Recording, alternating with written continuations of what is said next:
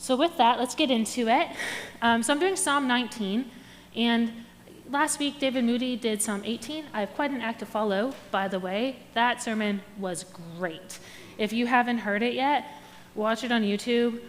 I mean, like, I love Grant. He's done a ton of great sermons, like really great, so I'm not saying that Grant's sermons aren't great, but David Moody's sermon last week was one of the best I've ever heard. Like, it's really good, so I really recommend you listen to it. Grant, your sermons are awesome, too. And Connie. He did 18, and I was like kind of on the fence about doing 19 because it seemed hard, and I kind of didn't want to do like a hard thing. And then he did 18, and I was like, all right. And then I was reading the Thomas Merton book that Grant recommended, and it mentioned 19, and I was like, all right. And then Terry today was telling me that 19 is his favorite psalm. I was like, all right, we're in 19. The reason why I was like kind of about 19 is it's really important, but it's about the law, and like talking about the law is like sort of tricky, right? Like it's just a little uncomfortable. And I think it's uncomfortable because as humans, myself very much included, not only do we not have the best track record with the law, we tend to have like a weird relationship with it, right? Like we vacillate between just being like super rebellious or like super legalistic, and very rarely do I see people consistently, like I'm not saying ever, but like consistently, just in the middle, like somewhere where they should be. And so when preaching about the law, especially like Old Testament law, I was like, oh, I don't know, it's gonna be hard. But then I dug into it, and it was so encouraging. And Psalm 19 was just such a beautiful way to think about the law. And I found through reading Psalm 19 that it gives us sort of a framework to approach the law that can help us avoid the pitfalls of rebelliousness and legalism. And so with that, I'm going to read it in its entirety, and then I'll kind of go through it like section by section, not quoting it too much, but referring back to different sections. I'm reading it from the ESV just because I like the ESV. I also quote the NIV. Read it in whatever translation you want. It's fine. It'll be beautiful regardless, I'm sure. So with that, the word of the Lord. The heavens declare the glory of God, and the sky above proclaims his handiwork. Day to day pours out speech, and night to night reveals knowledge. There is no speech, nor are there words, whose voice is not heard. Their voice goes through all the earth, and their words to the end of the world. In them he has set a tent for the sun, which comes out like a bridegroom leaving his chamber, and like a strong man runs its course with joy. Its rising is from the end of the heavens, and its circuit to the end of them, and there is nothing hidden from its heat. The law of the Lord is perfect, reviving the soul. The testimony of the Lord is sure, making wise the simple. The precepts of the Lord are right, rejoicing the heart. The commandment of the Lord is pure, enlightening the eyes. The fear of the Lord is clean, enduring forever. The rules of the Lord are true and righteous altogether. More to be desired are they than gold, even much fine gold, sweeter also than honey and drippings of the honeycomb. Moreover, by them is your servant warned. In keeping them there is great reward. Who can discern his errors? Declare me innocent from hidden faults. Keep back your servant also from presumptuous sins. Let them not have dominion over me. Then I shall be blameless and innocent of great transgression. Let the words of my mouth and meditation of my heart be acceptable in your sight, O Lord, my rock and my redeemer. Brought this with the intention of sitting on it. I probably won't, but I might. I don't know. So I might fidget with it. Sorry if that's distracting. Anyways, so the Psalm's divided into 3 sections, right? Like the first section, natural law, and then revealed law from God, and then the psalmist's reflection, humble reflection, I would say, in light of those 2 things. Almost like it's built for a good 3-point sermon, right? My sermon's 20 points, so we're on point 4. We'll do all right. I've always, when I read this, I love that the psalmist starts with the natural law. When I think about the Psalms that tell me to delight in the law of God, I don't always think it means like the natural law, right? Like I'm supposed to delight in the commandments, and we should, But it's interesting that in a psalm about delighting in the law, the psalmist starts with the natural law. He starts with the heavens. He starts with the sun. And I love that. I love that because, I love science. Although my background, most of my educational background is social sciences, I started in hard sciences mostly. I was in biology and chemistry with a smattering of art stuff. Up until about third year, it was about half and half. And then I had to make a decision because you can't do half of 2 degrees. And I chose social sciences. But I never lost my love for science. And I never understood this idea that it's contrary to Scripture, ever. I became a Christian in 10th grade. I love science in 10th grade. That's when you really start to get into science, right? And as my Christian faith grew, and as I grew more and more in love with science, there was never a conflict for me. The more I learned about how things work, about how natural things work, the more I was amazed at the detail and creativity, and just everything is just so specific, right? And it just works. Our bodies are insane. They're so resilient, but so fragile, and they just work. And it's just crazy to me that we're designed and we're fearfully and wonderfully made. And it's crazy to me that people see that as anti-Scripture when it's always just point. And you might be one of those people who have struggled with that, and I'm sorry, I can't relate. I'm not minimizing your experience. I don't get it. I don't get it. And when I read a psalm about delighting in the law of the Lord, and it starts with the natural law, I'm it just reminds me there's so much to praise God about when we look in nature. And then when I was writing this sermon, I quickly moved from being amazed to oh, how am I going to transition from that to the law of God? It's a weird, the psalmist doesn't give a transitional phrase. He's just here's the natural law, and the law is good. And I'm okay. And so I was struggling with that. And I was reading a C.S. Lewis book, and it clicked through Lewis's words that there's not a focus shift at all, so that you don't need a transitional phrase. So Lewis says, quote, about this psalm, the key phrase on which the whole psalm, depends is, there is nothing hid from the heat thereof, referring to the sun. It pierces everywhere with its strong, clean, I don't know how to pronounce this word, ardor.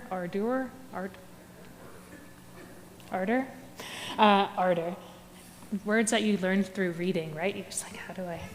Anyway, then at once in verse 7, the psalmist is talking of something else, which hardly seems to him something else, because it is so like the all-piercing, all-detecting sunshine. The law is undefiled, the law gives light. It is clean and everlasting, it is sweet. And so when I read that, it helped me see that the natural law is a precursor. It's just a thing that points toward the goodness of God's law. And then the goodness of God's law points toward Jesus. So it's all just this journey, right? Where the natural law glorifies God. God's law glorifies God. God's redemptive plan glorifies God. And so there's no transition needed. So when the psalmist says the law is beautiful, he's talking about both, because both are beautiful. And so why love the revealed law? That's what we're going to focus on most today, because if I talk about nature all day, we'll be here all day. So the meat of it that we're dealing with today is, what about the law does the psalmist love so much that he says it's more valuable than much fine gold and sweeter than honey? And before I get into what the psalmist says in detail, just to summarize, he says it's good because it's perfect.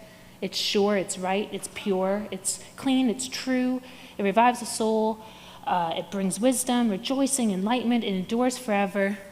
He says a lot of really great things about it.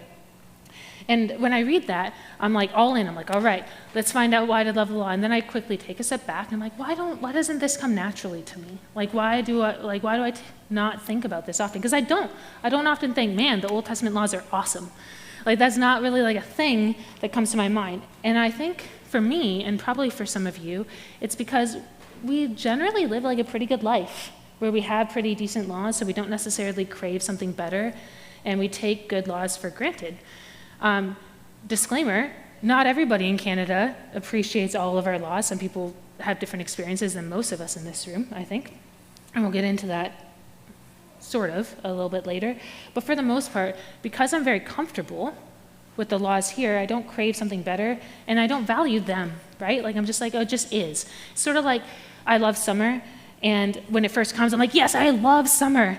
And then I just like take it for granted that we're gonna have good weather forever. And then August hits, I'm like, oh no, it's ending soon. and then I love it again. And I think with the law, it's similar. Like when we're spoiled and comfortable, we don't really crave or rejoice in things that maybe we ought to. And so take an imaginative journey with me for a moment, and imagine you didn't live in a place that was generally comfortable with the laws. Imagine being poor and living in a place where laws work against you and ensure your exploitation. Imagine not being able to get married to who you want to get married to. Imagine not being able to work. Imagine not being able to read. Imagine not being able to own property, to vote, to assemble freely. Imagine not being able to practice your faith. That has been, historically, and is for a lot of people, their day-to-day life. And in that situation, how good would a law that isn't that sound? How valuable would a law that isn't that be? You'd give all the gold, right? You'd be like, much fine gold, here you go. Get me out of here and there, right? It would taste sweeter than honey. You'd risk everything. And refugees do, right? And so I think we need to remember where Israel came from when the law was given to them. So when the psalmist is talking about the law, he's talking about the Torah, right? Like the parts of it anyway, first 5 books of the Bible. So we have Genesis. What's next? What's the book after Genesis? Exodus. What happened in Exodus? Where were they? Where were the Israelites? Egypt. And were they free in Egypt? No. They were slaves. So imagine coming from that and then receiving a law from God that protects you, gives you dignity and worth, and cares about your community. Imagine how valuable that would be to you, how worth rejoicing that would be. That's where they're coming from. That's who this is written to, right? And so with that in mind, with that background in mind, let's look at some examples of what the psalmist might have been thinking about when he was writing about the law. Let's look at some of the laws of the Old Testament. That's a phrase. Let's look at some of the laws of the Old Testament. It's long. And I'm going to call it the Hebrew Scriptures from here on out, by the way. I don't really like the phrase Old Testament. It's not old, it's still valuable. So we're just going to call it the Hebrew Scriptures.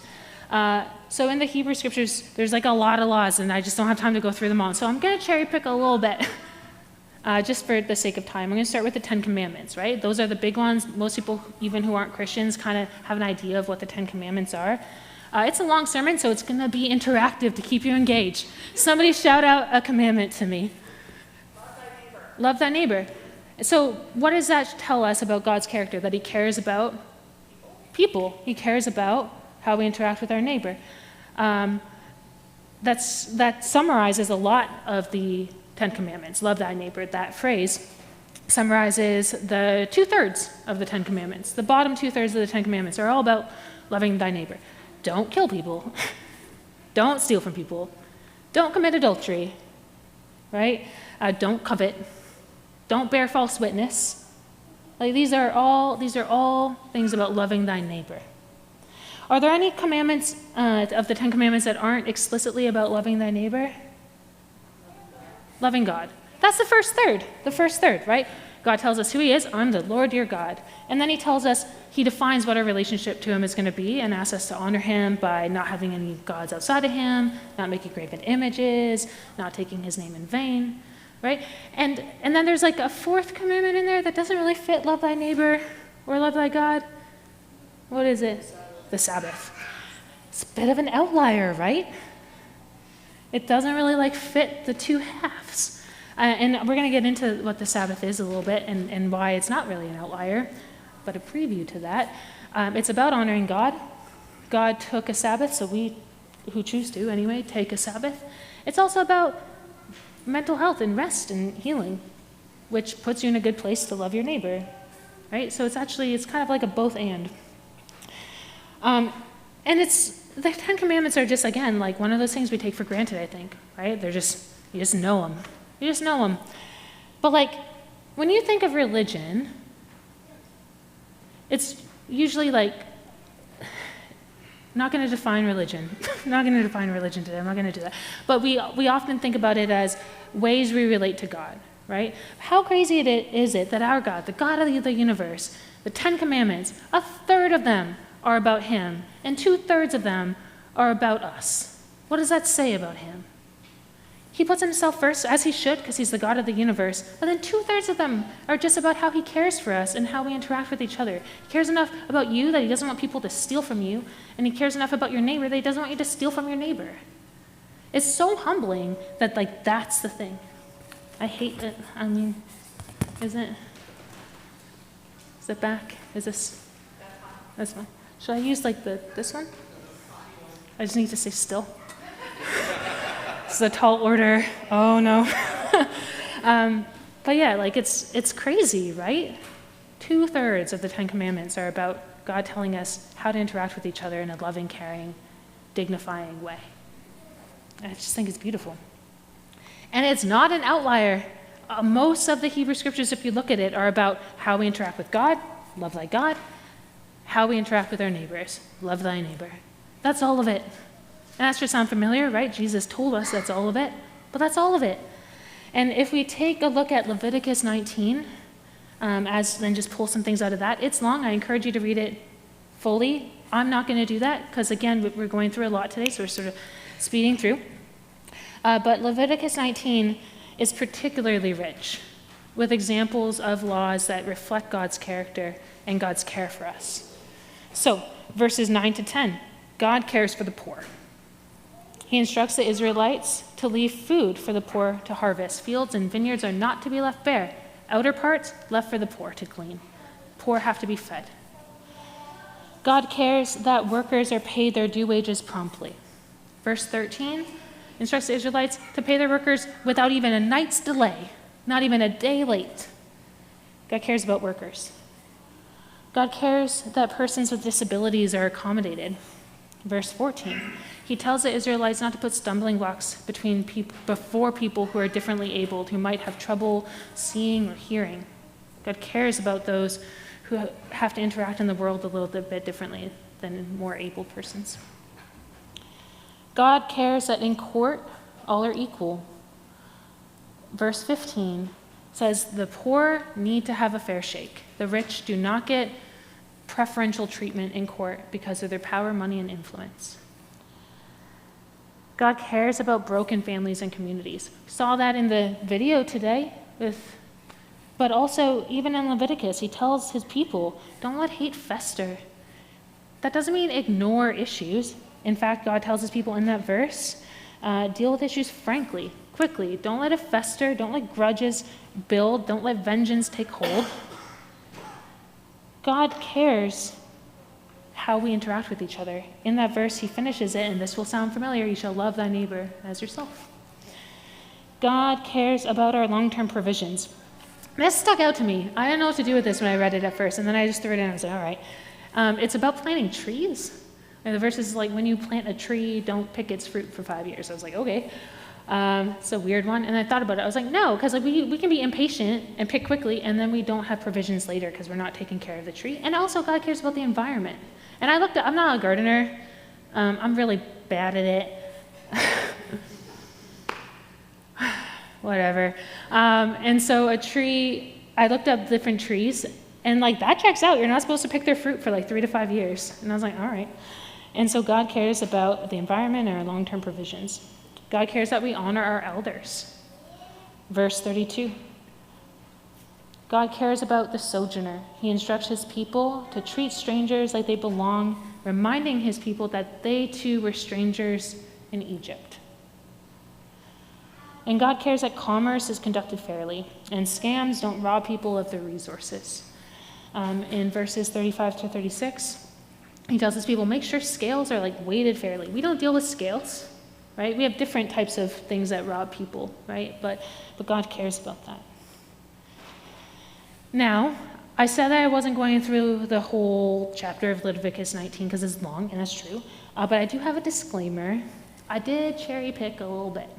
There are verses in Leviticus 19 that are difficult, that have to do with sexual ethics and that have to do with slavery. And I didn't skip them because they don't reflect God's character.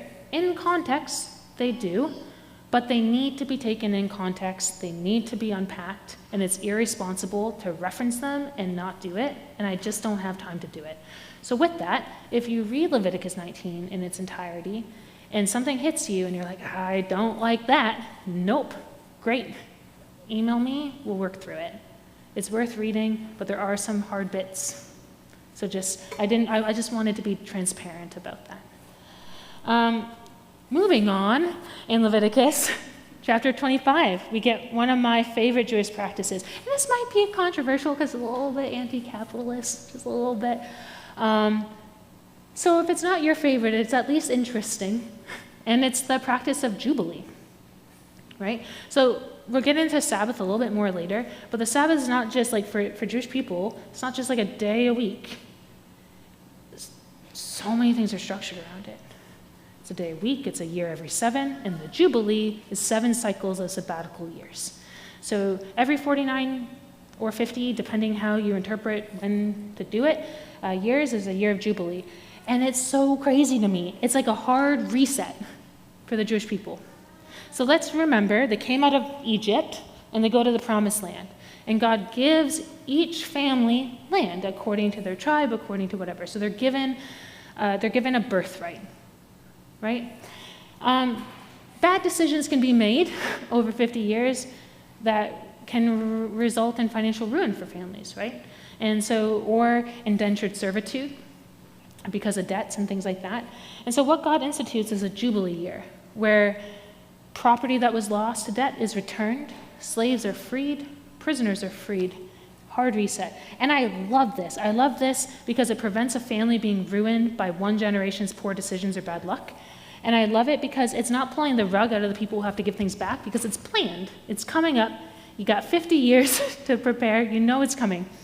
And so I just think it's a beautiful way to reset. And it points to Jesus, because what does Jesus do to us? It gives us a hard reset, a clean slate. And so when I look at the Hebrew scriptures, I love them because they point to Jesus, and I love the laws because they're precursors to Jesus' life, and they show us God's character, which was lived out by Jesus, and we'll get more into that. And the more I meditate on the old Hebrew scriptures laws, the more I kind of want to walk back what I said earlier about our laws being pretty good, right? Like when I wrote that, I just sort of write and then I fix it later. And when I wrote it, I kind of wanted to take that out earlier. I was like, oh, our laws aren't that great. But I was like, no, like I want people to come on this journey with me, right? Like at the beginning, I'm like, oh, our laws are pretty good. And then I read the 10 Commandments and then I read Leviticus. I'm like, oh, they don't stack up that great. We don't care for the poor as much as we should. There are children who don't have food. We try as a church, right? With the food bank servicing that Mike is doing, with the children's garden, right? It's a problem that needs to be addressed. And the fact that it's a problem shows how inadequate our society's laws are that protect the poor. We don't care for the elders as much as we should. The pandemic was a lesson in that, I think. We don't always make sure that the rich and powerful don't get a free pass in court. Sometimes they do. Sometimes the lawyer you hire, not making a plug, but sometimes the lawyer you hire decide, like if you have a good lawyer and somebody else has a bad lawyer, well, that might be it. Sometimes justice does not prevail. And we don't always welcome strangers into our communities. You hear rhetoric about them being drains on resources, like newcomers, right? We don't always make them feel like they're not other. And then that's sort of like humbling, right? Like it forces me to be like, oh, all right, maybe there is, when I reflect on this, a way I can get that craving for God's law, that I can recognize that it is more valuable than much fine gold. And it's humbling. And it's, I think, a good conviction. I think being convicted once in a while, more than once in a while for me, is good. opportunity to rethink, as David Moody said before, to recalibrate. But conviction can kind of morph into guilt or shame, and that can pull us away from God, right? Like if we're feeling shame for our inequities as a society or individually in keeping the laws or honoring God's character in the laws or rules of our home, whatever it may be, we can, when we feel shame, walk away, right? Like we do that. That happens in relationships. And so I just want to remind us, after I've made us all feel bad, that like our laws aren't great, I just want to remind us what else the Hebrew Scriptures show us. If they don't just show us God's law, they show us what God does when we fail. And David Moody last week kind of alluded to this as well. He said when he reads the Hebrew Scriptures, all he sees is God's patience, right? And the story is a cycle. Israel fails, God restores. Israel fails, God restores. My life is a cycle. I fail, God restores. I fail, God restores. And so I just want to remind us that God knows we're going to fail, okay? And so when you might be feeling convicted and be like, oh, I crave God's law, but like I just can't do it. It's just, there's too much. Remember, God is faithful and just to forgive and restore and enable us to honor him. As an aside, that's not just because of Jesus' work. Like you can get that from the Hebrew Scriptures as well. If God didn't expect the Hebrew people, the Jewish people, to fail once in a while, why are there so many temple practices for restoration? It's built in, right? And they all point to Jesus too, the ultimate restoration. And I kind of, in my plan here, I wasn't going to get into it pointing to Jesus till the end, but I just can't not read it and be like, oh, it points to Jesus. And so this is probably a little bit more disjointed than I intended it to be, but I do want to show you all the laws point to Jesus, all of them. They're a precursor to Jesus living them. And that's why, Jesus tells us that. He says in Matthew 5, verse 17, that he didn't come to abolish the law or prophets, but to fulfill them.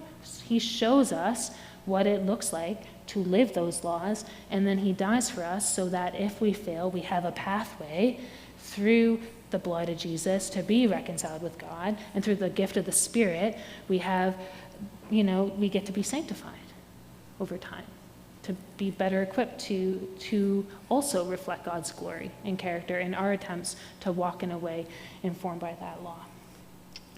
Now, some of you may be thinking, if the law is so good, why did Jesus rebuke the Pharisees all the time about the law, right? A lot of the New Testament is just Jesus being like, hey, no, that is not what the law is for. And he does rebuke the Pharisees a lot.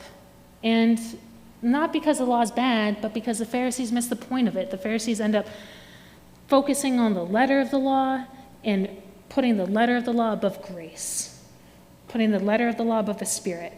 They miss the forest for the trees, which I often get accused of in my writing, to be fair. And so the Psalms that tell us how beautiful the law is can help us with this. By telling us what is so praiseworthy about the law, they can reframe our focus from the letter of the law to the character of God and its purpose in reflecting it.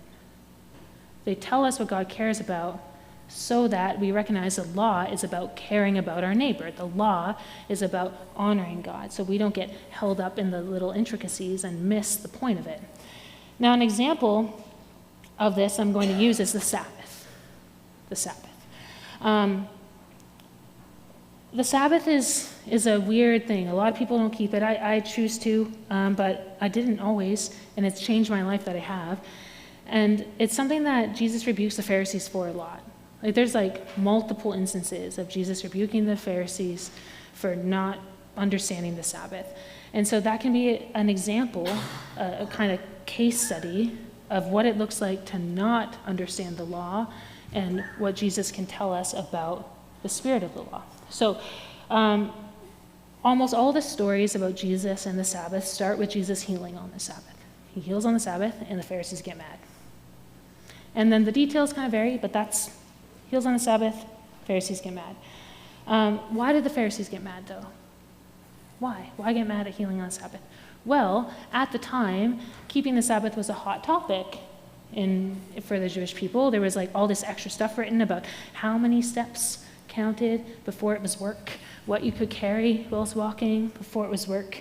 And so When Jesus heals on the Sabbath, the Pharisees see it as work or as causing the person he healed to then pick up his mat and walk, causing that person to work. So they get mad. But they miss the point of the Sabbath, right? And Jesus tells us that the Sabbath was made for man, not man for the Sabbath.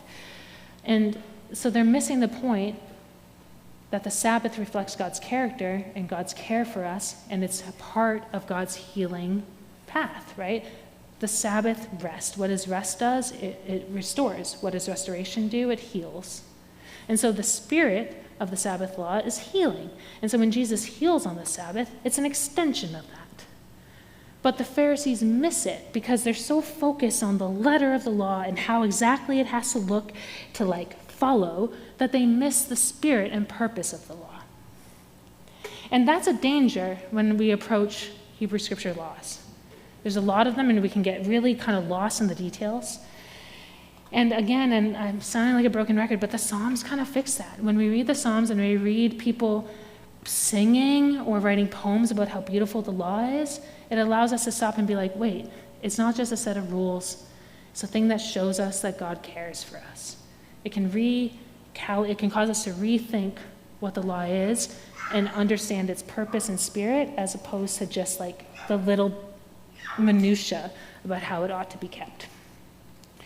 And so I think when Jesus lives it out, he's showing us that, right? When he breaks the minutia to show us the spirit of it, he's showing us that the law is good. He's showing us what it was meant for. So, to summarize, the law is worth praising because it's good. It reflects God's character. It shows what God cares about. Spoiler alert, it's us, his glory in us. Jesus didn't come to abolish it because it's good. He came to fulfill it because it's good. It came from the ultimate good. It was meant for our present good. It's a precursor to Jesus, which is for our eternal good. It is good. And the psalmists remind us of that when they write praising it.